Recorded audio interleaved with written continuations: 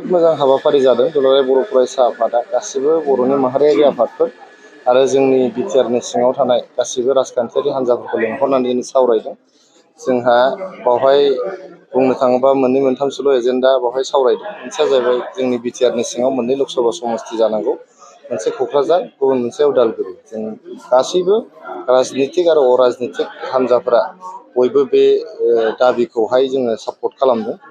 लोगोसेयै जोंहा बिटिआरनि बायजोआव माखासे मैखोम बर' ओनसोलफोर दङ। बे मैखोम बर' ओनसोलफ्रा मोनफा मोनफा जोंनि बिधान सभानि बियाबफ्राव थानांगौ, जयैनो थानांगौ होननानै बेयाव सावरायदों।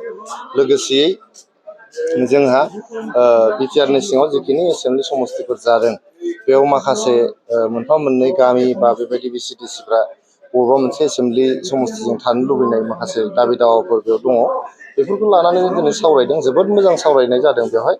आरो दुलाराय बर' फरायसा आफादा साननैसोनि गेजेरावनो इलेक्सन कमिसन अफ इन्डियाखौ लोगो हमगोन आरो बिथांमोना गावनि मेम'रेन्डामखौहाय साबमिट खालामगोन। आरो बे मेम'रेन्डामाव जों बयनिबो मदद दंखायो, जों बेवहाय बयबो सिगनेचार होदों। जिहेथु लुगैनाय बायदि जुदि दानि बे बियाब दाफामफिननाय जे हाबाफारि, बेखौहाय गभर्नमेन्टआ खालामा, बेखौ इलेक्सन कमिसन अफ इन्डियासो खालामो। इलेक्सन कमिसन अफ इन्डियाया खालामबाय थानायखौ जोंनि जे अरिजिनेल दाबि दंमोन जे मोननै लकसभा समस्ति थानांगौ होननानै, बेखौ बिथांमोना खालामाखै। दा बेखौ खालामथारनांगौ होननानै जों नारसिनथारगोन। जिहेथु समाय दङ, 11 थारिख जुलाइसिम जोङो गासिबो जोंनि माबाखौ क्लेमस एन्ड अबजेक्सनखौ होनांगौ। आरो जों खोनानायाव 20 आरो 21 थारिख जुलाइआव इलेक्सन कमिसन अफ इन्डिया हियारिंनि थाखाय फैगोन। होमबा जोङो बेखौ नारसिनथारगोन जेरैखि जाया।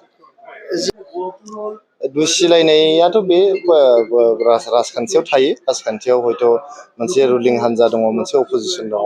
मोनसे हान्जाया गुबुन हान्जानि सायाव कनस्ट्राक्टिभ क्रिटिसिजमखौ खालामलायनो हायो। खालि बे अमा जानाय, जौ लोंनाय बेफोर जिनिसखौ बुंलायनाया बारा थिग नङा आरोखि।